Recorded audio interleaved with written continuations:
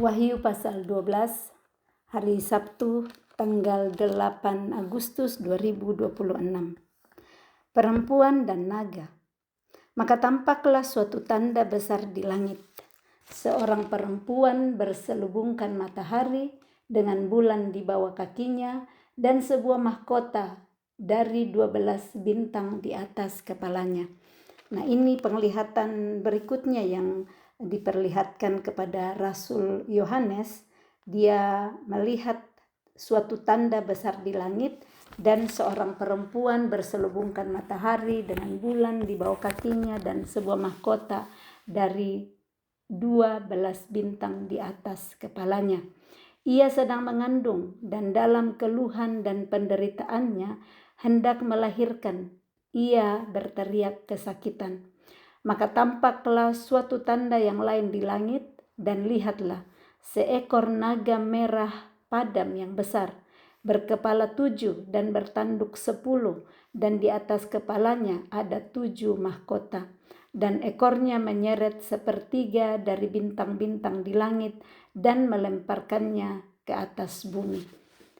Dan naga itu berdiri di hadapan perempuan yang hendak melahirkan itu untuk menelan anaknya segera sesudah perempuan itu melahirkannya. Maka ia melahirkan seorang anak laki-laki yang akan menggembalakan semua bangsa dengan gada besi. Tiba-tiba anaknya itu dirampas dan dibawa lari kepada Allah dan ke tahtanya. Perempuan itu lari ke padang gurun di mana telah disediakan suatu tempat baginya oleh Elohim supaya ia dipelihara di situ 1260 hari lamanya. Penglihatan ini yang diperlihatkan lagi kepada Rasul Yohanes, seorang perempuan yang mengandung. Nah, berselubungkan matahari dengan bulan di bawah kakinya itu kita ingat bagaimana Yusuf melihat orang tuanya, ya, melihat papa dan mamanya sebagai matahari dan bulan dalam mimpi yang diperlihatkan kepadanya. Dan ini ke-12 bintang di atas kepala perempuan ini, saya cari referensi-referensi dan apa yang ditemukan oleh para penyelidik teologi di sini menjelaskan bahwa 12 bintang di atas kepalanya itu menandakan ke-12 suku Israel. Nah, yang perempuan di sini dikatakan dia dalam keluhan penderitaannya hendak melahirkan dan ia berteriak kesakitan. Ya, yang perempuan-perempuan kita merasakan bagaimana sakitnya saat mau melahirkan dan sementara melahirkan. Apalagi kalau tidak ada peridural, ya, yang dipakai untuk penahan sakit, betapa sakitnya saat hendak melahirkan. Dan ini yang dialami oleh perempuan yang dilihat oleh Rasul Yohanes mengandung dan hendak melahirkan. Nah, ada di sini tanda lain yang dia lihat. Jadi setelah melihat perempuan itu, melihat lagi tanda yang lain, yaitu seekor naga merah padam yang besar. Kita lihat nantinya di sini bahwa naga itu berdiri di hadapan perempuan yang hendak melahirkan. Tujuannya apa? Untuk menelan anaknya. Anaknya ini huruf besar, ya, dalam hari ini diartikan ke arah Yesus nantinya, karena di situ dikatakan bahwa maka ia melahirkan seorang anak laki-laki yang akan menggembalakan semua bangsa. Yesus sebagai yang menggembalakan, yang memelihara semua bangsa. Seorang anak laki-laki, huruf besar juga di ayat 5. Dan anak laki-laki itu yaitu Yesus dibawa ke hadapan Allah, ke hadapan tahtanya. Jadi ular naga merah ini, seekor naga merah ini mau untuk mengambil anak laki-laki yang dilahirkan oleh perempuan ini, tetapi mau berusaha bagaimanapun si naga ini, Tuhan yang menyelamatkan anak yang sudah dijanjikan itu, yaitu Yesus Kristus. Nah, kita lihat di dalam zaman kelahiran Tuhan Yesus sebelumnya, ya, bagaimana usaha dari Herodes untuk membunuh Yesus setelah dia tahu bahwa Yesus ada seorang raja yang lahir setelah orang Majus datang menghadap kepada dia. Itu sudah ada usaha dari Yesus lahir untuk membunuh Yesus supaya rencana Tuhan melalui Tuhan Yesus tidak terjadi. Tetapi apapun usaha dari musuh untuk membatalkan, untuk menghalang-halangi rencana Tuhan, Tuhan selalu punya cara sampai semua rencananya terjadi. Dan Tuhan melalui Yusuf dan Maria bisa untuk menyelamatkan Yesus sampai misinya di bumi untuk menyelamatkan umat manusia diselesaikan dengan sempurna. Jadi ini usaha dari naga yang berwarna merah padam besar itu tidak terlaksana. Nah, bisa kita lihat juga dalam kehidupan kita bahwa musuh tidak akan senang kalau kita menggenapi rencana Tuhan dalam hidup kita. Dipakai segala macam cara untuk bisa menghalangi rencana-rencana Tuhan dalam hidup kita. Nah, mari kita terus bersandar kepada tuntunan Roh Kudus supaya tipuan-tipuan yang coba musuh berikan dalam hidup kita, supaya kita melenceng dari tujuan Tuhan, dari rencana Tuhan menciptakan kita lahir di bumi. Tujuan Tuhan kita ada di bumi karena kita semua punya tujuan. Tuhan menciptakan kita di bumi karena ada tujuannya. Nah, pastinya musuh tidak mau dan tidak senang kalau rencana Tuhan itu terjadi. Jadi segala macam cara dicoba untuk dilakukan untuk menghalanginya. Kita juga bisa lihat bagaimana Musa yang memang Tuhan sudah siapkan untuk menolong bangsa Israel keluar dari tanah Mesir, dari tempat perbudakan, dari kecil sudah hampir dibunuh, tetapi dia bisa diselamatkan. Dia bisa selamat dengan mamanya, orang tuanya yang menjaga dia sampai 3 bulan, dan sesudahnya ditaruh di atas sungai Nil, kakak perempuannya Miriam yang mengikuti sampai diangkat anak oleh putri Firaun. Tuhan punya segala macam cara untuk menolong kita menggenapi rencana-rencana Tuhan dalam hidup kita. Sekalipun kita lihat perjalanan hidup Musa juga sesudahnya harus 40 tahun melarikan diri, tetapi nantinya Tuhan panggil kembali menggenapi rencana Tuhan. Pasti masing-masing kita Tuhan punya rencana. Biarlah Roh Kudus kiranya yang terus menuntun kita untuk berjalan di dalam rencana Tuhan di dalam setiap kehidupan kita. Segala tipu daya, segala usaha-usaha si musuh untuk mencuri, membunuh dan membinasakan hidup kita dan menghancurkan rencana Tuhan dalam hidup kita dengan caranya Tuhan. Saat kita mau bekerja sama dengan Tuhan, pasti kita bisa ditolong oleh Tuhan supaya tidak terjatuh dalam tipu daya musuh yang mau untuk menjauhkan kita dari rencana Tuhan. Yang berikutnya, naga dikalahkan, ayat 7. Maka timbullah peperangan di sorga. Mikael dan malaikat-malaikatnya berperang melawan naga itu, dan naga itu dibantu oleh malaikat-malaikatnya. Nah, ini ada peperangan.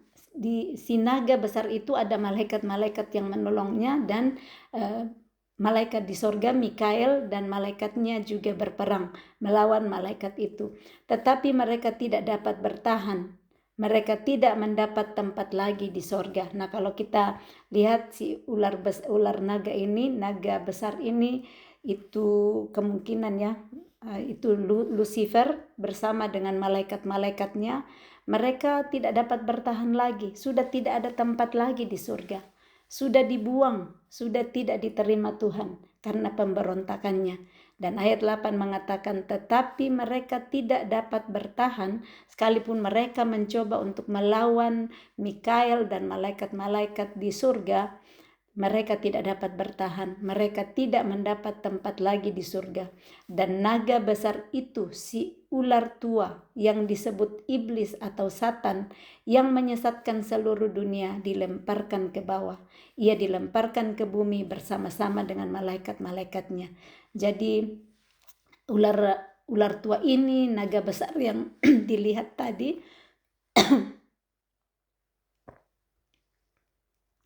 ular tua disebut iblis atau Satan. Nah, dialah yang menyesatkan seluruh dunia. Dia yang berkeliling seperti singa yang mengaum-ngaum, mencoba menyesatkan siapa saja yang bisa disesatkan. Nah, ini si ular tua ini sudah dikalahkan oleh Mikael dan malaikat-malaikatnya. Ia sudah dilemparkan ke bumi. Nah, supaya kita percaya bahwa kuasa Tuhan ada pada kita, supaya tidak disesatkan lagi oleh si iblis, Satan, ular tua ini bersama dengan antek-anteknya, bersama dengan malaikat-malaikat yang mengikuti dia. Jangan sampai kita tertipu dan seperti malaikat-malaikat yang lain ini yang tertipu oleh si ular tua sehingga dia menjadi pengikut-pengikutnya. Mari kita terus setia hanya mengikut Yesus, mengikut Roh Kudus, bukan kepada si penipu, si penyesat, yaitu iblis atau Satan. Nyanyian kemenangan. Dan aku mendengar suara yang nyaring di sorga berkata, sekarang telah tiba keselamatan dan kuasa dan pemerintahan Allah kita, dan kekuasaan Dia yang diurapinya, karena telah dilemparkan ke bawah pendakwa saudara-saudara kita yang mendakwa mereka siang dan malam di hadapan Elohim kita. Jadi ada suara kemenangan setelah Mikael dan malaikat-malaikatnya menang atas naga besar itu dengan malaikat-malaikatnya. Mereka dikalahkan dan dilemparkan ke bawah. Nyanyian nyaring terdengar di surga. Nah, telah tiba keselamatan dan kuasa dan pemerintahan Elohim, kekuasaan Dia yang diurapi, karena telah dilemparkan ke bawah pendakwa saudara-saudara kita. Ini iblis, Satan, dia pendakwa. Dia mencoba mendakwa terus-menerus, dikatakan siang dan malam di hadapan Elohim. Dia mendakwa orang-orang yang percaya, mencoba untuk terus mendakwa, mengintimidasi. Jadi kalau ada intimidasi yang datang dalam hidup kita, itu kita serahkan kepada Tuhan supaya kita tidak jatuh di dalam intimidasi. Kalau kita tahu kita melakukan kesalahan, kita segala berbalik dan memperbaiki kelakuan itu, tetapi tidak tinggal tertuduh di sana, tidak tinggal terdakwa. Karena itu tujuan si pendakwa supaya kita menjadi tidak punya harapan lagi, tidak punya kekuatan saat kita terintimidasi, saat kita terdakwa. Tujuannya supaya kita tidak punya kekuatan, supaya kita tidak bangkit lagi semangat kita, karena kita dituduh, kita didakwa mungkin oleh perbuatan-perbuatan kita yang lama. Tapi mari kita percaya bahwa anak domba Allah sudah menyerahkan nyawanya, sudah mencurahkan darahnya untuk menebus kita, supaya dakwaan-dakwaan yang datang, betul saya dulu pernah melakukan kesalahan, kita bisa berkata begitu, tetapi saya tidak tinggal terus di dalam kesalahan itu. Darah Yesus sudah memulihkan saya, darah Yesus sudah mengampuni saya, dan saya tidak mau lakukan lagi perbuatan-perbuatan yang dituduhkan kepada saya, yang didakwakan kepada saya. Ayat 11, dan mereka mengalahkan Dia oleh darah anak domba. Mereka, orang-orang yang didakwa, mengalahkan iblis ini, mengalahkan Satan ini oleh darah anak domba. Darah anak domba menolong kita mengalahkan setiap tuduhan, setiap dakwaan yang didakwakan kepada kita. Kalau hari ini kita mau bertobat dan kita tidak melakukan lagi apa yang kita pernah lakukan di masa yang lalu. Dan ini darah Yesus yang sudah menyucikan semuanya. Yesus menyucikan setiap dosa yang telah dilakukan saat kita mau berbalik kepada Dia. Yang dikatakan di Yesaya bahwa sekalipun dosamu merah seperti kirmisi akan diputihkan seperti salju. Jadi di sini dikatakan mereka mengalahkan Dia oleh darah anak domba dan oleh perkataan kesaksian mereka. Kesaksian dari orang-orang kudus itu mengalahkan si iblis, mengalahkan Satan. Kesaksian bagaimana Tuhan Yesus sudah memulihkan, sudah menyembuhkan, sudah menyelamatkan dari segala dosa-dosa yang dilakukan sebelumnya. Jadi ada pertama yang mengalahkan iblis, mengalahkan Satan itu adalah darah anak domba, dan itu Yesus sudah kerjakan.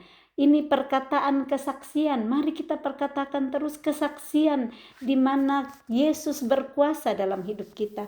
Di mana kita lihat yang tidak mungkin Tuhan kerjakan menjadi mungkin. Ada hal-hal yang kita lihat tidak mungkinlah saya hadapi, ternyata dengan kekuatan dan pertolongan dari Roh Kudus kita bisa melewatinya. Itulah kesaksian yang mengalahkan Satan, mengalahkan si iblis. Jadi kalau ada kesempatan untuk memberikan kesaksian bagaimana kemurahan Tuhan dalam hidup kita, bagaimana kasih Yesus dalam hidup kita, perkatakanlah itu. Perkataan kesaksian mengalahkan si iblis, mengalahkan si naga besar itu. Karena mereka tidak mengasihi nyawa mereka sampai ke dalam maut. Ayat 12, karena itu bersukacitalah hai sorga dan hai kamu sekalian yang diam di dalamnya. Celakalah kamu hai bumi dan laut, karena iblis telah turun kepadamu dalam geramnya yang dahsyat. Karena ia tahu bahwa waktunya sudah sangat singkat. Iblis tahu waktunya sudah sangat singkat. Karena itu dia tidak tinggal diam, dia terus mencoba untuk mendakwa, mencoba untuk merusakkan, mencoba untuk mengacau balaukan hidup orang-orang yang percaya. Karena waktunya sangat singkat, hukuman pasti akan datang kepada dia. Naga memburu perempuan itu, ayat 13, dan ketika naga itu sadar bahwa ia telah dilamparkan ke atas bumi, ia memburu perempuan yang melahirkan anak laki-laki itu. Kepada perempuan itu diberikan kedua sayap dari burung nazar yang besar, supaya ia terbang ke tempatnya di padang gurun, di mana ia dipelihara jauh dari tempat ular itu selama 1 masa dan 2 masa dan setengah masa. Lalu ular itu menyemburkan dari mulutnya air sebesar sungai ke arah perempuan itu, supaya ia dihanyutkan sungai itu. Tetapi bumi datang menolong perempuan itu. Ia membuka mulutnya dan menelan sungai yang disemburkan naga itu dari mulutnya. Ular mau coba apapun, ini si ular naga mau mencoba memburu, mau mencoba menangkap perempuan itu, tetapi perlindungan Tuhan ada. Saat kita terus berada dan memberikan diri kita untuk dilindungi dan disertai oleh Tuhan, selalu menanti pertolongan Tuhan, mengandalkan Dia, Tuhan pakai segala macam cara untuk menolong kita. Ini si ular menyemburkan dari mulutnya air sebesar sungai supaya perempuan itu dihanyutkan, tetapi bumi adalah milik Tuhan. Tuhan pemilik segala langit dan bumi. Bumi dipakai Tuhan untuk menolong perempuan itu. Bumi juga membuka mulutnya, menelan sungai yang disemburkan naga itu dari mulutnya. Jadi rencana naga tidak terlaksana. Rencana si ular ini tidak terlaksana saat terus menyerahkan diri untuk diproteksi oleh Tuhan, dituntun oleh Tuhan. Setiap hari kita hanya mengandalkan Tuhan yang memelihara kehidupan kita. Karena setiap hari kita bangun pagi, kita menjalani kehidupan kita, itu semua ada di bawah tuntunan tangan Tuhan. Saat kita mempercayakan hidup kita dipelihara, diajar oleh Roh Kudus, mau berjalan ke kiri, mau ke kanan, mau melakukan aktivitas apapun, mau berpikir pun, kita selalu berkata bahwa saya memiliki pikiran Kristus, supaya setiap pikiran, perasaan, dan kehendak yang tidak berasal dari Kristus segera kita tawan dan kita taklukkan kepada Kristus. Nah, Tuhan tahu sanggup untuk menolong kita dengan caranya. Ini bumi datang menolong perempuan itu. Bumi pastinya di sini Tuhan, karena seperti tadi saya katakan bumi adalah milik Tuhan. Ia membuka mulutnya dan menelan sungai yang disemburkan naga itu dari mulutnya. Maka marahlah naga itu kepada perempuan itu, lalu pergi memerangi keturunannya yang lain, yang menuruti hukum-hukum Elohim dan memiliki kesaksian Yesus. Dan ia tinggal berdiri di pantai laut.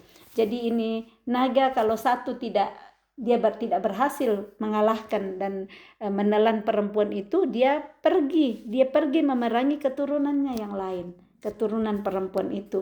Jadi kita tahu ini seperti yang Petrus katakan bahwa musuh itu, iblis itu seperti singa yang mengaum-ngaum, berkeliling mencari orang yang bisa ditelannya. Nah, kurang lebih seperti ini. Si naga ini dia nggak bisa nelan perempuan itu, dia berkeliling lagi mencari, memerangi keturunan yang lain, mencari yang mana yang bisa ditelan, yang mana yang bisa dikalahkan.